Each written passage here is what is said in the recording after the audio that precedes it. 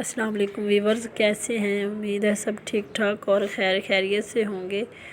تو آج کا جو ہمارا ٹاپک ہے وہ ہے اس میں اشارہ۔ لیکن اس میں اشارہ کو سٹارٹ کرنے سے پہلے میں آپ کو تھوڑی سی وضاحت کر دوں۔ جو ہم نے کل ٹاپک پڑھا تھا اس میں معرفہ کی اقسام میں سے، جو کہ سب سے پہلے جو اس میں معرفہ کی اقسام 4 تھیں، اس میں علم، اس میں اشارہ، اس میں ضمیر اور اس میں موصول تھا۔ اس میں علم کی ہم نے تعریف کی تھی، جس کے لغوی معنی نشان اور علامت ہیں جو کسی شخص یا چیز، جگہ کا نام جو شخص پکارا اور سمجھا جائے اسے علم کہتے ہیں۔ اس میں علم کی 5 اقسام ہیں، جس میں سب سے پہلے جو ہے وہ ہے عرف، لقب، تخلص، کنیت اور خطاب۔ اب عرف کی تعریف تھوڑی سی میں آپ کو وضاحت کرتے ہوئے آگے چلتے ہیں۔ پھر عرف وہ نام ہے جو کسی شخص کا اصلی اور پیدائشی نام نہ ہو، بلکہ عام استعمال میں اصل نام میں تخفیف کر کے یا رد و بدل کر کے پکارا جائے، جو نام کے بگاڑ کر مختصر کیے جاتے ہیں، یا خواہ وہ پیار و محبت، نفرت اور حقارت کی نظر سے دیکھے جائیں۔ اب آگے ہے لقب، وہ نام جو کسی شخص کی خاص خوبی، صفت اور وصف کی وجہ سے مشہور ہو جائے، اس کو لقب کہتے ہیں۔ مثلا فاروق اعظم، خلیل اللہ، کلیم اللہ، داتا گنج بخش، یہ تمام القابات اپنی قابلیت و اہلیت اور لیاقت کی بنیاد پر دیے گئے ہیں۔ تیسرے نمبر پر ہے تخلص۔ تخلص وہ مختصر نام ہے جو شاعر لوگ اپنے اصلی نام کی جگہ اشعار میں استعمال کرتے ہیں۔ مثلا غالب مشہور شاعر اسد اللہ خان کا تخلص ہے۔ حالی خواجہ الطاف حسین کا تخلص ہے۔ آزاد محمد حسین کا تخلص ہے۔ ذوق جو ہے وہ ابراہیم کا تخلص ہے۔ اس طرح کے جو مختصر نام، جو لقب، تخلص وغیرہ بولے جاتے ہیں، وہ تخلص ہوتے ہیں، جو مشہور شاعروں کے تخلص ہیں۔ اب ہے کنیت۔ کنیت وہ نام ہے جو باپ، بیٹی، ماں یا کسی اور رشتے کے تعلق سے مشہور ہو جائے، جیسے مثال کے طور پر ابو طالب، ابو القاسم، ابن مریم، ابن خطاب، ام سلمہ، ابو الخیر، ابو تراب، ام الخیر اور ام کلثوم وغیرہ۔ یہ کیا ہیں؟ جو کنیت، جو ماں اور بیٹی یا کسی اور رشتے کی طرف سے زائر ہوں۔ تو 5ویں نمبر پہ جو ہے وہ ہے خطاب تھا۔ خطاب وہ اعزازی نام ہے جو حکومت کی طرف سے دیے جاتے ہیں، جیسے شمس العلماء، خان بہادر، رستم زماں، نشان حیدر، ستارہ خدمت اور ستارہ پاکستان۔ یہ تھا ہمارا جو کل کا ٹاپک تھا، جو کہ آپ کو پہلے ریویژن کر دیا۔ اگلے ٹاپک کی طرف جانے سے پہلے میری آپ سے یہی گزارش ہے کہ میرے چینل کو لائک، شیئر اور سبسکرائب کر دیں، تاکہ ہر آنے والی ویڈیو آپ تک پہنچ جا سکے۔ سبسکرائب کے ساتھ ہی نوٹیفیکیشن والا بیل بٹن ہے، اس کو بھی ساتھ دبا دیا کریں، تاکہ آپ کو جو بھی لیکچر ہو آپ کی طرف پہنچنے کے لیے آپ تک پہنچ سکے۔ تو آج کا جو ہے وہ ہے ٹاپک ہے وہ ہے اس میں معرفہ کی اقسام میں سے دوسرے نمبر پر اس میں اشارہ۔ اس میں اشارہ وہ لفظ جس سے کسی چیز کی طرف اشارہ کیا جائے، اس کو اس میں اشارہ کہا جاتا ہے، اور جس چیز کی طرف اشارہ کیا جائے اسے مشار عالیہ کہتے ہیں۔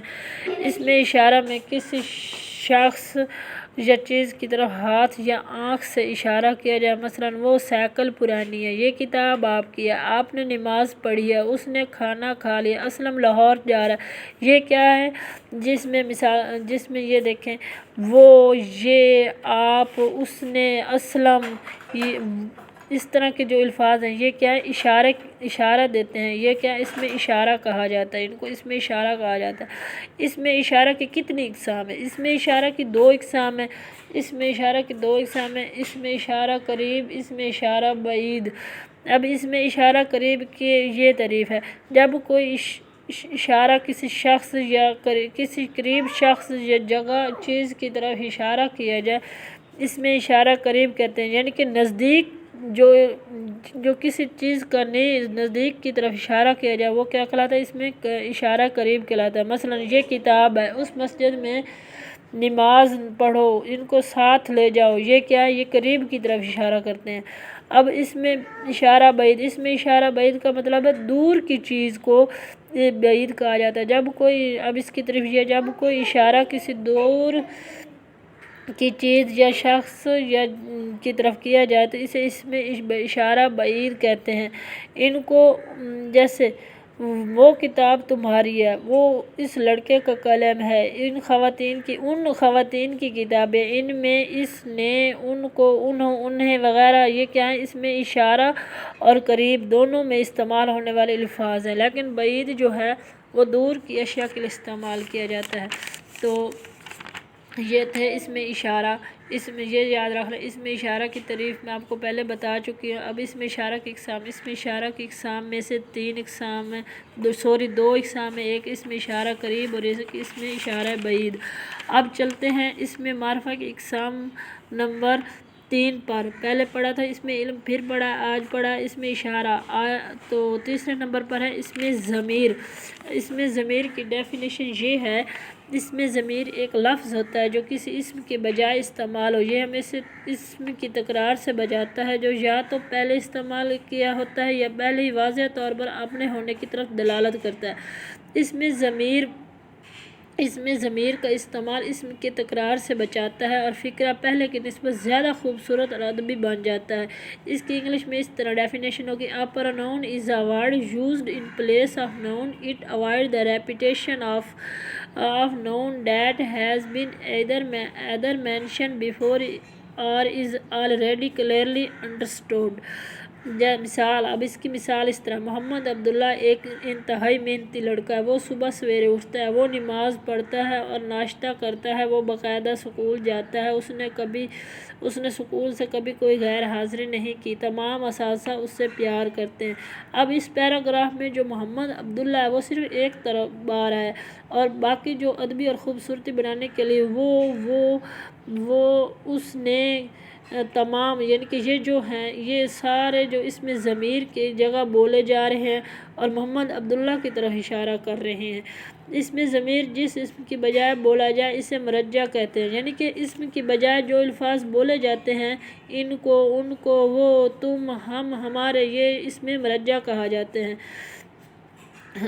جیسے اس میں اردو زبان میں اس میں ضمیر کی درجہ الفاظ کا استعمال ہوتا ہے: انہوں نے، ان کو، اس کا، ہم، ہمارا، تمہارا، تیرا، میرا، ان کا، اس سے، اس کو، انہوں وغیرہ۔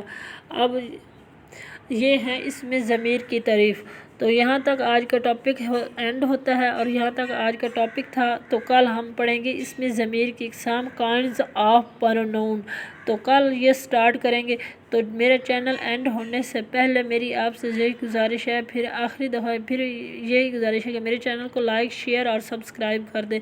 جہاں بھی رہیں آباد رہیں، خوش و خرم رہیں، اب ہنستی بستی زندگی گزاریں۔ اوکے بائے، اللہ حافظ، کل کے ٹاپک میں ملتے ہیں پھر۔